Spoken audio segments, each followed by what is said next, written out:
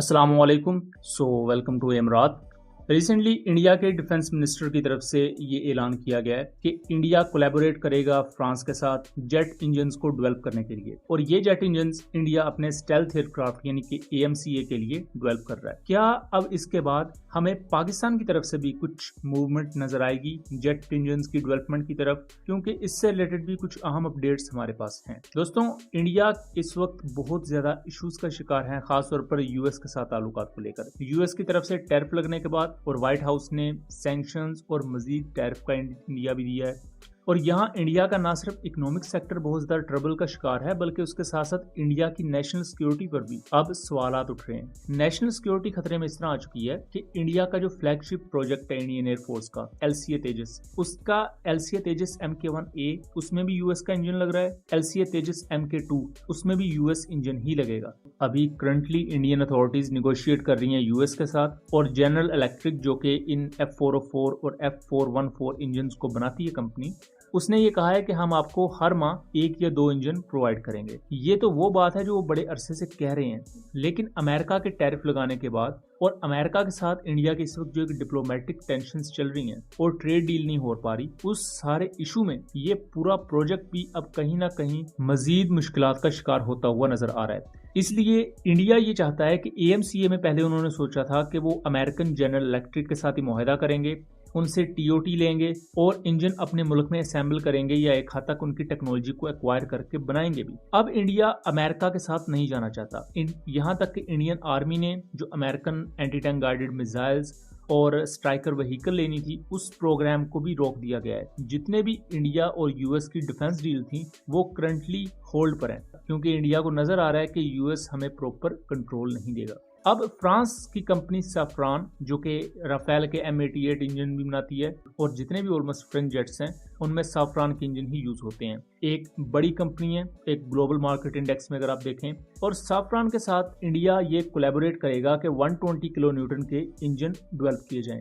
ये engine exclusively produce किए जाएंगे इंडिया के स्टेल्थ एयरक्राफ्ट यानी कि एएमसीए के लिए। एएमसीए इंडिया का स्टेल्थ एयरक्राफ्ट है, जैसे पाकिस्तान J-35 ले रहा है। लेटर ऑन हम तुर्किया के साथ कोलैबोरेट कर रहे हैं कान एयरक्राफ्ट के लिए। यहाँ हमें एक चीज समझने की जरूरत है कि अगर पाकिस्तान और इंडिया को इस कॉन्टेक्स्ट में कंपेयर किया जाए तो इंडिया को एज हासिल है पाकिस्तान पर, क्योंकि इंडिया ने ऑलरेडी कावरी इंजन बनाने की कोशिश की, उसकी कई टेक्नोलॉजीज पर इंडिया ने काम भी किया, कावरी इंजन के प्रोटोटाइप्स बनाए। इवन दो कि ये प्रोजेक्ट तो नाकाम रहा, लेकिन इसकी ड्राई थ्रस्ट वेरिएंट एक हद तक लिमिटेड कामयाबी इंडिया को दी। वो इस कॉन्टेक्स्ट में कि इंडियन टेक्नीशियंस को इंजन टेक्नोलॉजी और इसके मुख्तलिफ कंपोनेंट्स जैसे कि टर्बाइन ब्लेड्स होते हैं, इंटरनल कोर की मेटलर्जी होती है, क्योंकि इंटरनल कोर इंजन की उसमें बहुत ज्यादा प्रेशर और टेम्परेचर होता है। उसके लिए आपको स्पेशलाइज्ड एलॉय चाहिए जो बहुत ही ज्यादा टेम्परेचर और प्रेशर को भी बर्दाश्त कर सकें।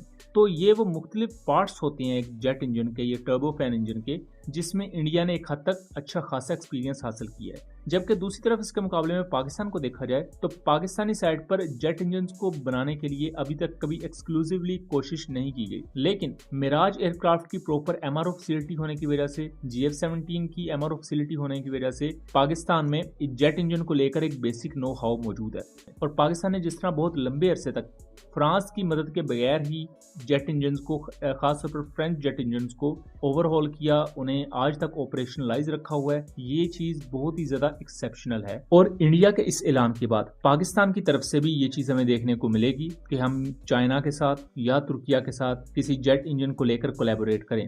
इससे पहले पाकिस्तान एयरफोर्स की एक ऑफिशियल वीडियो में हिंट जरूर दिया गया था कि पाकिस्तान टर्बोफैन इंजन को लेकर काम करेगा, या पाकिस्तान ने उसकी तरफ कदम बढ़ाना शुरू कर दिए हैं। ये टर्बोफैन इंजन या टर्बोजेट इसकी एक दूसरी फॉर्म आप कह सकते हैं। ये क्रूज मिसाइल्स में भी यूज होते हैं, फाइटर जेट्स में भी यूज होते हैं, और इवन जेट पावर्ड ड्रोन्स भी आजकल एक फ्यूचर है। तो ये जेट इंजन बनाने का मकसद ये नहीं है कि पाकिस्तान ऑल ऑफ सडन कोई PFX के लिए या किसी दूसरे फाइटर जेट के लिए अपना इंजन बना लेगा। आप पहले स्टेप में छोटे इंजन पर काम करें। करंटली पाकिस्तान ने कुछ छोटे टर्बोफैन इंजन बनाए हैं जो पाकिस्तान के फतेह 4 रॉकेट्स में यूज हो रहे हैं, या जो पाकिस्तान के फतेह 4 क्रूज मिसाइल्स में यूज हो रहे हैं। तो पहला स्टेप पाकिस्तान कामयाबी के साथ कंप्लीट कर चुका है। अब इसके बाद बड़े जेट इंजन के लिए आपने मुख्तलिफ नई टेक्नोलॉजीज पर भी काम करना है, जैसा कि सिंगल क्रिस्टल ब्लेड टेक्नोलॉजी है जो कि चाइना ने रिसेंटली उसको मास्टर किया है, और एक jet engine system of systems होता है, तो आप उसके मुख्तलिफ कंपोनेंट्स के बारे में भी अच्छा खासा एक्सपीरियंस गेन कर लें